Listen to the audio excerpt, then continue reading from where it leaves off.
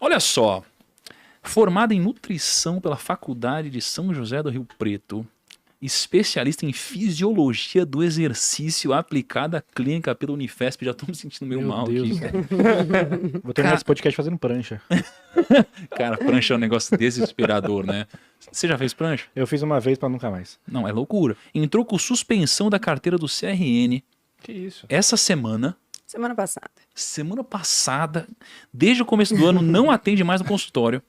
Últimos 2 anos teve agenda fechada porque não tinha mais espaço para atender gente, ou seja, nem se você quiser você vai ser atendido pela Lara. Ah, então a gente vai dar dica pra galera como encher a agenda aí, meu. Essa eu quero saber também.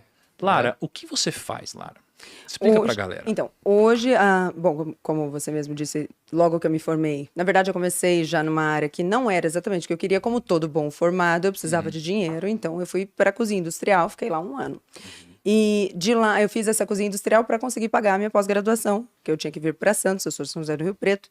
E durante a pós-graduação, eu sempre quis clínica, então durante a pós-graduação já fui dando esses passos. E aí comecei a atender daquele jeito que todo mundo começa, pagando um lugar por hora, um lugar que não tinha minha carinha, e tendo um paciente aqui e outro ali, e assim foi. Acontece que nessa época, quase 10 anos atrás, esse assunto de dietas focadas na diminuição de um certo macronutriente, em particular de carboidratos, então a famigerada low carb estava começando a aparecer. Nessa época que você estava começando, então você já tinha uma clínica ou não tinha uma clínica? Não tinha. Não. E você fazia alguns atendimentos personalizados? Isso, eu comecei fazendo dietas para pacientes de um médico do esporte. Tá. E aí, com isso, então, conforme foram vindo mais pacientes, eu comecei a alocar uma clínica por hora. E aí, depois, eu consegui pegar uma salinha dessa clínica e assim foi devagarzinho. Mas deixa eu só entender, então, assim, porque esse comecinho, ele é muito crucial, assim. Então, você, geralmente, pegava um paciente e você cobrava para você fazer o quê? Um treino, um projeto de nutrição? O que Então, que na você verdade, fazia? como era com esse médico me contratou. Então, Entendi. ele me pagava por prescrição que eu fazia. A gente fazia uma reunião no final do dia para fazer, então, o levantamento daqueles pacientes e eu fazia a prescrição. E desse jeito, nessa época, eu comecei a usar o Instagram. E eu tinha o Instagram já parado há 1 ano, que um amigo meu pegou meu celular e disse, como você não tem Instagram? E fez, e eu deixei parado. 1 ano depois, nessa época, eu comecei a postar uma foto ou outra e dividir um pouco da rotina. Então, meu Instagram sempre foi pessoal, nunca teve Nutri ou alguma coisa assim lá. E eu dividia tudo, então, desde a minha profissão, que eu sempre deixei claro que era algo que eu estava e não era, e até o fato até os treinos, que sempre gostei muito de fazer, o cachorrinho que gostava, as coisas que eu lia e tudo mais. E aí eu me lembro da primeira vez, foi bem assim no começo, sei lá, 1 mês ou 2 atendendo, que sentou à minha frente alguém que disse, eu vim pelo Instagram. Eu tinha 600 seguidores. E aí Que ano que era isso? Em 2014, talvez. Nossa, você tá há um 2015. tempão, então, na internet. Sim, já tô há 8 anos. Por aí, 8 para 10, vai. E quando essa pessoa disse isso, foi um negócio assim, ok, entendi, dá para vir por ali. Então eu passei a dividir ali com mais cuidado, sabendo que era por ali uma das chances das pessoas chegarem. Então eu já estava convencida de que a coisa do boca a boca, ou de você ter um parente que já tá ali, ainda funcionava, mas na minha cabeça era assim, não pode ser que seja só isso, deve haver uma outra forma. Na área da saúde, a gente não tem muitas formas de fazer divulgação, até pela questão ética dos conselhos e tudo mais, e quando eu ouvi isso, eu disse, bom, então, de repente, por ali dá para vir. Então, eu passei a dividir mais ainda informações de nutrição e tudo mais por ali.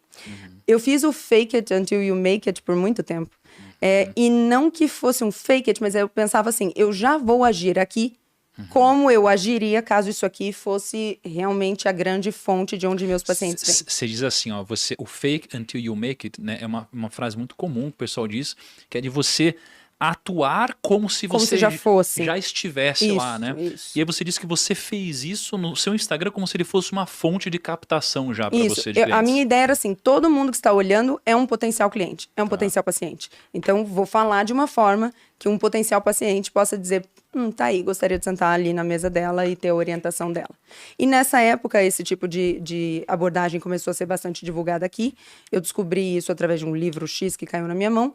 E como eu não tinha muita gente para atender, e eu tinha tempo livre, eu usava o tempo que eu usaria trabalhando, do tipo em horário mesmo, das 7h30 da manhã até as 10 da noite, estudando isso. Então, na época, não tinha quase nada em português. Eu acho que tinha 2 livros sobre isso em português. Então, eu entrei na Amazon e comprei todos os livros que existiam em inglês sobre o assunto. Livros não pagam imposto para vir, então, e um amigo meu me emprestou o dinheiro, porque eu era uma quebrada, e aí... De grana, como que era a sua fase de grana aí? Cara, eu venho de uma dificuldade muito grande, a minha família, meus pais são separados, então do lado do meu pai havia estabilidade, nunca houve grana, mas havia estabilidade, ninguém passava necessidade. Do lado da minha mãe, o pau caía a folha, então a gente passou necessidade muito tempo, Você morava com sua mãe? Eu morava entre os dois. Então, eram 2 anos lá, de repente mudava pra cá e passava um dia lá. Então, quando eu tava com a minha mãe, eu vendia revistinha no semáforo, vendia pão de porta em porta, e era tudo muito da minha cabeça. Então, eu me lembro de uma vez a gente estar em casa num bairro muito ruim, em Rio Preto, que a gente morava, numa casa que não tinha luz mais, porque já tinham cortado muito tempo, e eu lembro de fuçar numa bolsa da minha mãe e achar 10 centavos, e na época o pãozinho custava 10 centavos. E eu me lembro de ir ao bar da Dita, que era do lado, e comprar um pãozinho, mas como criança. Assim, no pensamento de criança, tipo, puxa, isso pode ser legal. E eu peguei aquele pãozinho e fui até uma vizinha que achou muito bonitinho que eu fizesse aquilo e vendi aquele pãozinho para ela por 20 centavos. E aí eu fui lá e comprei 2 pãezinhos da Dita e fiz isso a tarde toda. E eu consegui juntar naquele dia mais ou menos alguma coisa entre 4 ou 5 reais, o que na época era muito dinheiro. E aí eu me lembro Mais pra uma criança. E aí eu me lembro que eu comprei massa de tomate e um macarrão e naquele dia a gente jantou. Então eu falei, puxa, tem uma coisa aqui. E então tudo que acontecia em casa, tudo que meu padrasto fazia, bala de coco, fazia pão, eu ia vender. E eles totalmente inconsequentes deixavam, então eu saía sozinha e ia vendendo as coisas e Você tal. ia vender bala no semáforo? No semáforo eu vendia revistinhas. E como que você arranjava essas revistinhas? A gente morava, meu padrasto, que hoje é falecido, era pastor de igreja evangélica. Então a gente morava no fundo da igreja, num quarto que era todo de madeira e que não tinha nenhum tipo de estrutura, e nós morávamos nós 5 num quarto muito menor do que essa sala que a gente está aqui. Então nós não tínhamos móveis, a gente tinha 2 colchões, era um colchão de casal e um solteiro para minha mãe, meu padrasto, eu, meu próximo irmão, que é depois de mim, e o pequenininho que tinha acabado de nascer. Então, a gente botava as nossas roupas dobradinhas em volta desses colchões e a gente vivia ali. E na igreja não tinha dinheiro. Então, era assim, poxa, a gente está precisando comprar um litro de óleo. Então, haviam revistinhas da igreja, que na época é como se fosse um informativo que saía todo mês. E as igrejas eram cheias dessas revistinhas. Então, os líderes falavam pra gente, bom, você tá precisando de alguma coisa, tá aqui, ó, pode ir arrumar. Então, a gente pegava essas revistinhas e ia pro semáforo. Então, a gente passava... Era o tempo todo, né? Precisou de dinheiro, era assim que conseguia. E eu me lembro que sábado era sempre um dia muito bom, porque era um dia de muito movimento na rua. E sábado era o dia que a gente fazia muita grana. Então, eu lembro de, num sábado, fazer R$75, tudo de moedinha. Tudo de moedinha. Quem era a gente? Eu, meu padrasto, minha mãe. Vocês iam todos... Todos nós. E na maioria das vezes... bom, muito frequente eu ia sozinha, porque, né... Tava lá e eu ia. Eles estariam trabalhando lá na igreja e tal. Mas no sábado, que era um dia de movimento, íamos todos. E o meu irmãozinho de colo, no colo da minha mãe, a gente fazendo esse movimento. E eu lembro dessa vez dos R$75, todos de moedinha, a gente naquele dia comeu um pastel, tomou um caldo de cana, então eu lembro da gente sentado na mesa contando as moedas, e aquelas moedas, um monte de moedas e tal, porque aquela era a moeda da igreja, que eles poderiam conceder pra gente. Naquele momento, a igreja tinha uma hierarquia, é uma empresa de uma certa forma, então, sim, chegaria um momento em que ele teria um salário, chegaria um momento, mas não era o momento. Então, nós vivemos mais ou menos uns 2 anos nessa condição. E com ele ali, naquela situação, foi que eu aprendi tudo que eu faço na vida. Porque o meu padrasto era o cara que sabia vender, era o cara que só focava na solução, ele é o cara que nunca reclamou, nunca ouvi alguma coisa do tipo, pô, a gente tá aqui, eles não vão fazer nada pela... Nunca teve isso. Então era uma coisa quase que cultural para nós. Estar grato pelo momento. Você acha que tinha alguma coisa a ver com o fato de ele estudar ou estar próximo de espiritualidade? 100%. Esse era o único motivo. E era o único motivo pelo qual funcionava. Porque eles diziam, né, que a gente estava lá pela graça, a gente estava lá pelo amor, não tinha outra coisa. Sabe, você fala sobre, você falou, com certeza, um dos grandes motivos de o meu padrasto agir como ele agia, e até muito do que você aprendeu, teve a ver com o fato de você estar inseridos no ambiente de igreja, espiritualidade na época e tal. Eu estava fazendo uma reflexão um dia desses sobre o seguinte, eu gosto muito de olhar para o que funcionou, assim como você disse, para ver o que funcionou por muito tempo e logo, segundo o efeito Lindy, deve continuar funcionando por muito mais tempo. A probabilidade é grande. E aí eu pensei, caramba, qual que é a iniciativa empreendedora mais bem-sucedida da história? Aí, pô, qual que é? Qual a empresa? Eu falei, a igreja. Uhum. Né? Uma grande iniciativa empreendedora que está aqui desde sempre, né? E aí você começa a prestar atenção em como a igreja funciona, tirando a ótica da fé, mas sobre a ótica de business e Sim. princípios, né? E aí você começa a ver similaridades com os negócios que dão certo hoje. Sim. Então, por exemplo, eu chamo a nossa audiência de primos. Então a gente se identifica assim, são os primos, as primas e tal. Na igreja, as É uma pessoas chamam de irmandade. irmãos, Sim. não é? Então você tem uma comunidade muito forte. Sim. Aí você olha para símbolos, né? Poxa, a igreja você tem lá uma cruz, é o símbolo mais fácil que existe de ser desenhado. Pô, na sua empresa tem um símbolo tão fácil quanto esse de ser desenhado, né? Pô, o marketing lá atrás você colocava a igreja nos lugares mais altos de todos, né? Com um ponto mais alto de todos. Poxa, então você já tinha uma forma de identificar aonde que estava, né, o seu negócio, o seu produto, o seu serviço. Você tem o customer service da igreja, né? Então você vai lá se confessar, aí você diz tudo que tá ruim na sua vida, você vê uma pregação, eles pregam exatamente o que você falou. Você fala, caraca, é o que eu precisava. Né? E numa empresa, você perguntou pro seu cliente o que ele quer que melhore, e você vai fazer exatamente isso.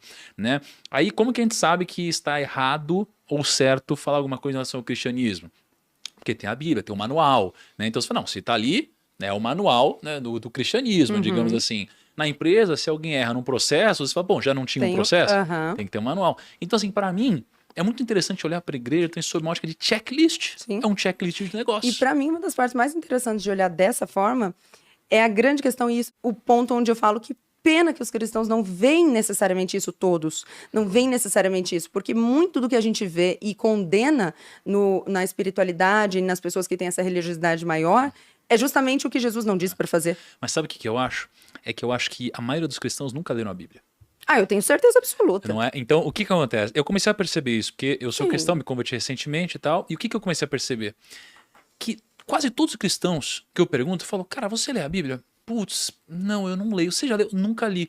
Então as pessoas, elas ouvem com uma camada de distorções, que é um homem que falou de uma coisa que muitas vezes ouviu de um outro homem. Quando chega em você, você coloca no seu background, você não Sim. envolve no contexto, fala, caraca, então você não foi direto na palavra, de fato. E isso Então, falando do menor dos problemas, porque quando você estuda, não só, às vezes, quando você vai para a teologia, você vai ver que não tem só essa questão.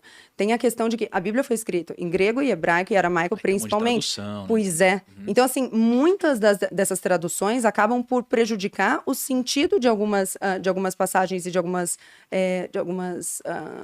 indicações e tudo mais. E é justamente nisso que mesmo o cara que lê acaba se perdendo. Agora, mesmo assim, eu acho muito triste, porque eu vejo, às vezes, mesmo nesse meio, algumas pessoas dizerem para as outras, não, é muito difícil, esse texto é muito complicado, não era... E eu acho que vale a pena se colocar no desconforto de tentar, pelo menos, estar em contato com aquilo que é o regimento, a base de tudo que se faz. Ó, eu quero só tava puxando um negócio, você tá falando de tradução.